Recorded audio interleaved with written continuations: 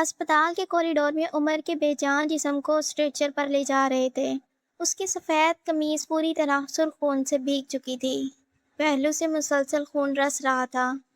آنکھیں کھلی ہوئی تھیں اور سانس ٹوٹی ہوئی ڈور کی طرح آہستہ آہستہ چل رہی تھی۔ سحر کی نظر جیسے ہی اسٹریچر پر پڑی، اس کی سانس رک گئی۔ اس کی دل خراش چیخ نکلی اور وہ… علیشا نے شرارت بھری مسکراہٹ کے ساتھ سحر کو کوہنی ماری۔ ویسے ایک بات پوچھوں؟ سحر نے اس کی طرف دیکھ کر جواب دیا۔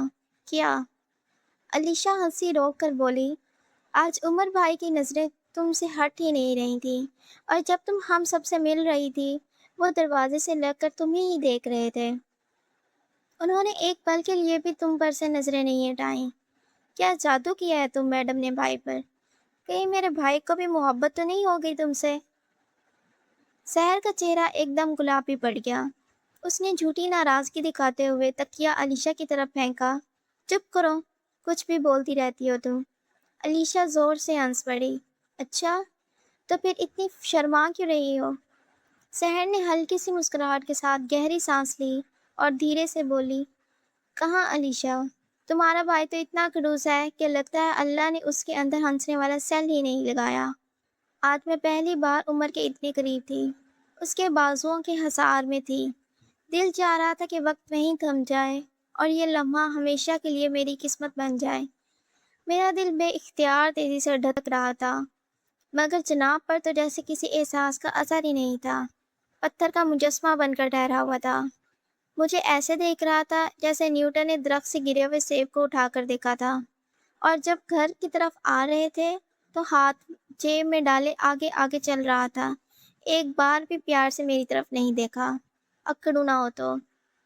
علیشا مسکرائی اور سحر کی طرف دیکھ کر بولی، سحر، عمر بھائی دل کے بہت اچھے ہیں، بس ان کو جذبات کا اظہار کرنا نہیں آتا۔ گھر کے حالات نے انہیں سنجیدہ بنا دیا ہے۔ ابو کی، ہماری اور گھر کی ذمہ داریوں نے ان کی مسکراہٹ چھین لی ہے۔ وہ اپنی خوشیوں سے زیادہ ہماری فکر کرتے ہیں۔ محبت تو مجھے اس کی سنجیدگی سے بھی ہو گئی ہے علیشا، مگر سچ کہوں تو اس کا ہر انداز، ہر عادت پہ پیار آتا ہے۔ پتہ نہیں اس کے دل میں میرے لیے کوئی جگہ ہے بھی یا نہیں، مگر میری محبت بے غرض ہے۔ اسے دیکھ لینا، اس سے باتیں کر لینا، اس کے قریب رہنا، یا پھر خاموشی سے اسے چاہتے رہنا، یہ سب میری روح کو سکون دے جاتا ہے۔ وہ کہتے ہیں نا، تم چھوڑو بھی کچھ کہنے کو، میں کہتی ہوں مجھے کہنے دو۔ ایک طرفہ عشق ہی بہتر ہے، میں کرتی ہوں تم رہنے دو۔ علیشا کچھ لمحوں کے لیے خاموش اس کی آنکھوں میں دیکھتی رہی، پھر اس کے ہاتھ کو اپنے ہاتھ میں لے کر بولی، سحر کہتے ہیں کہ ایک طرفہ محبت صرف درد دیتی ہے۔ مجھے ڈر لگتا ہے کہ اس خاموش محبت میں تم کسی ایسے شخص کے انتظار میں خود کو بلا دو جسے ابھی تک تمہارے دل کی خبر ہی نہیں۔ علیشا، محبت ہنسائے یا رلائے، ملے یا نہ ملے، اگر وہ سچی ہو تو انسان کے کردار کو خوبصورت بنا دیتی ہے۔ سحر، میں جب بھی تمہیں اور عمر بھائی کو ساتھ دیکھتی ہوں، دل سے یہی دعا نکلتی ہے کہ اللہ تمہاری محبت کو مکمل کر دے اور تم میری بھابھی بن کر اس گھر میں ہمیشہ کے لیے آ جاؤ۔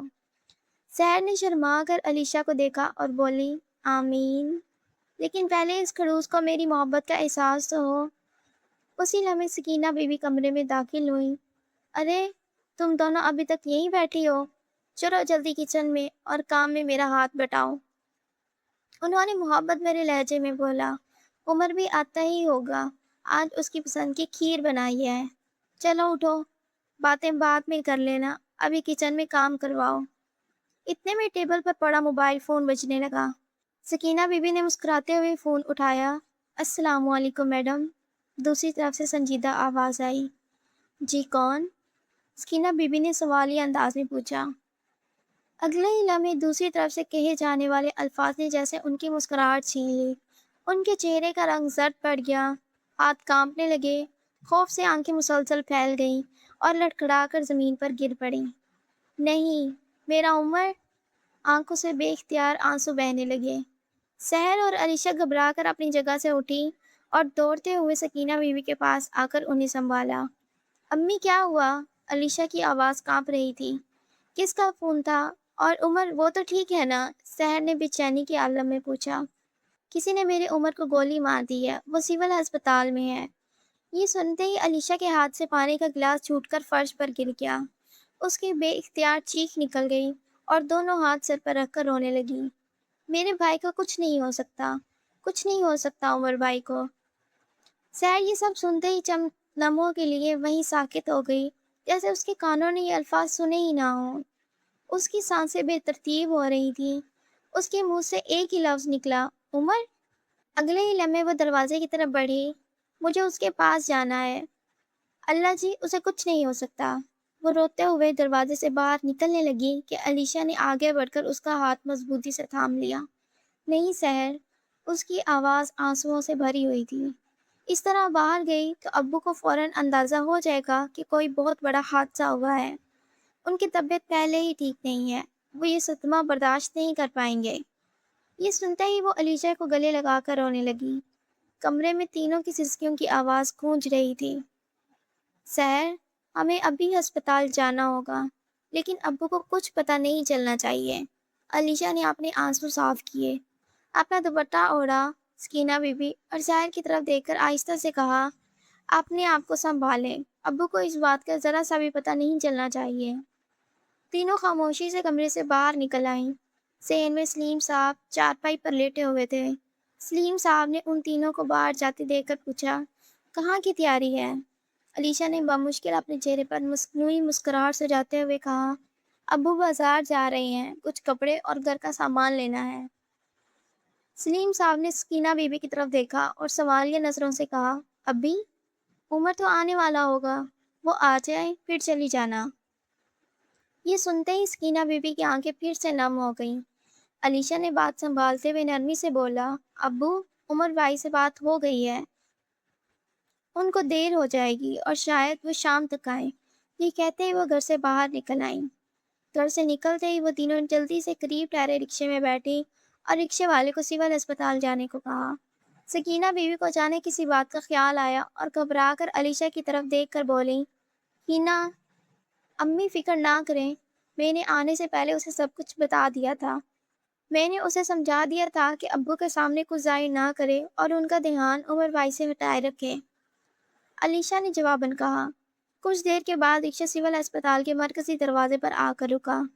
ایمرجنسی وارڈ کے باہر ایمبولینس کی تیز آواز میں بھاگتے ہوئے کمپاؤنڈر، پریشان حال لواحقین، اسٹریچر پر لائے جانے والے مریض، رونے کی آوازیں، پورا ماحول خوف، اضطراب اور بے بسی کی تصویر بنا ہوا تھا۔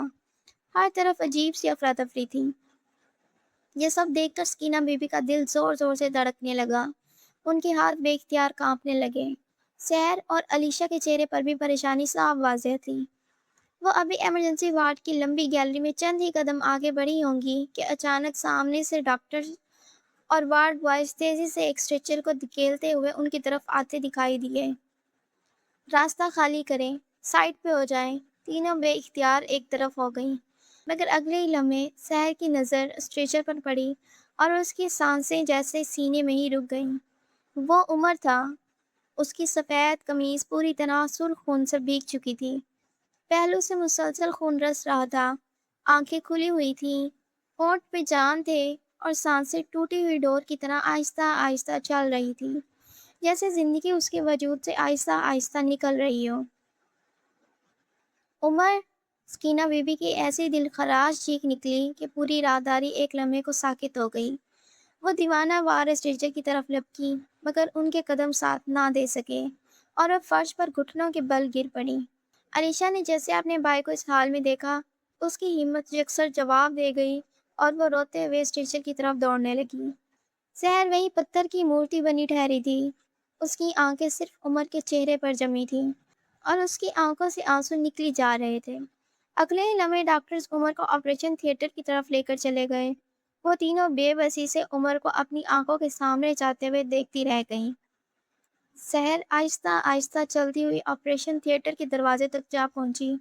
دروازے میں لگے چھوٹے سے شیشے سے اس نے اندر جھانکا اور اگلے ہی لمحے اس کا دل جیسے کسی نے مٹھی میں جکڑ لیا۔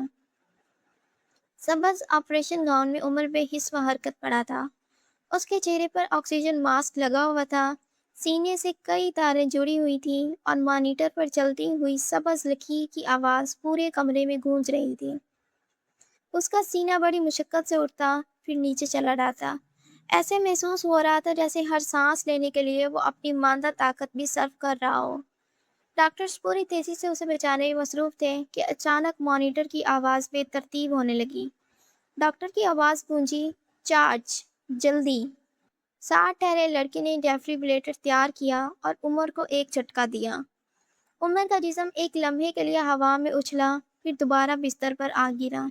ये मंजर देखते ही शहर के वजूद से जैसे जान निकल गई हो। वह दरवाजे के साथ अपना सर लगाकर बच्चों की तरह फूट फूट कर रोने लगी। अलीशा दौड़ती हुई उसके पास आई और उसे दोनों कंधों से थामा और दरवाजे से पीछे ले गई। शहर की निगाहें शीशे पर जमी हुई थीं। वह सिसकियों के दरमियान टूटती हुई आवाज़ में बोली, अलीशा, मैं उमर को इस तरह तड़पता हुआ नहीं देख सकती।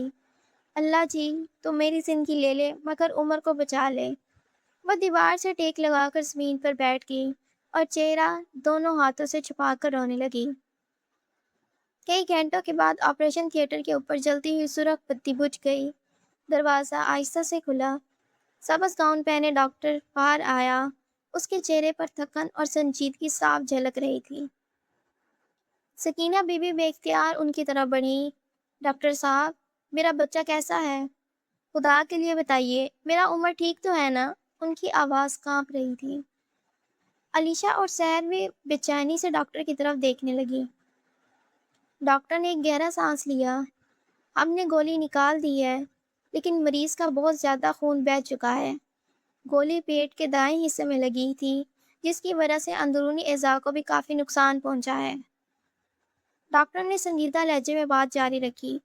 अब सब कुछ अगले 24 घंटों पर मुनहसर है। ये वक्त इंतहाई नाजुक है। अगर इस दौरान उन्हें होश ना आया, ये तबीयत मज़ीद बिगड़ी, तो वह गहरी बेहोशी यानी कोमा में जा सकते हैं। राहदारी पर एक बार फिर खामोशी छा गई। ये अल्फाज तीनों के दिलों पर किसी क़यामत से कम ना थे। उसी शाम शहर की सुनसान सड़क पर एक स्याह गाड़ी खामोशी से खड़ी थी। ड्राइविंग सीट पर बैठे शख्स का मोबाइल बजा। उसने फ़ौरन कॉल रिसीव की। जी बॉस। दूसरी तरफ से एक सर्द, रौबदार और बेरहम आवाज़ सुनाई दी। काम हो गया? गाड़ी में बैठे आदमी ने झिझकते हुए जवाब दिया, बॉस, उसको एक पेट में गोली लगी है। वो सिविल अस्पताल में है। हालत बहुत नाजुक है। लेकिन उसके जुमला मुकम्मल करने से पहले ही दूसरी तरफ से गुस्से से भरी आवाज़ गूंजी, लेकिन क्या? मैंने तुम्हें एक काम दिया था और वो भी तुमसे पूरा ना हो सका। आदमी ने घबरा कर कहा, बॉस, हम ख़त्म करने ही वाले थे, मगर अचानक वहाँ लोग पहुँच गए। अगर एक लम्हा भी मज़ीद रुकते तो हम पकड़े जाते। चंद लम्हों की खामोशी के बाद वही सर्द आवाज़ दोबारा सुनाई दी, मुझे बहाने नहीं सुनने। उसकी आवाज़ पहले से ज़्यादा ख़तरनाक हो चुकी थी। वो ज़िंदा रहा तो हमारे लिए सबसे बड़ा ख़तरा बन जाएगा। एक लम्हा तौक़ुफ़ हुआ, फिर सिर्फ इतने अल्फाज सुनाई दिए, वो हर हाल में मरना चाहिए। ये कहते ही कॉल कट गई। गाड़ी में बैठा शख्स चंद लम्हे खामोश रहा, फिर उसने अस्पताल की सीन देखा। क्या उमर अगले 24 घंटे जिंदा रह पाएगा? आखिर वो शख्स कौन है जिसने उमर पर हमला करवाया और उसकी जान लेना चाहता है? उमर के साथ ऐसा कौन सा राज जुड़ा है? ये सब आने वाली किस्त में पता चलेगा। चैनल को सब्सक्राइब करें ताकि हर किस्त आप तक पहुंच सके।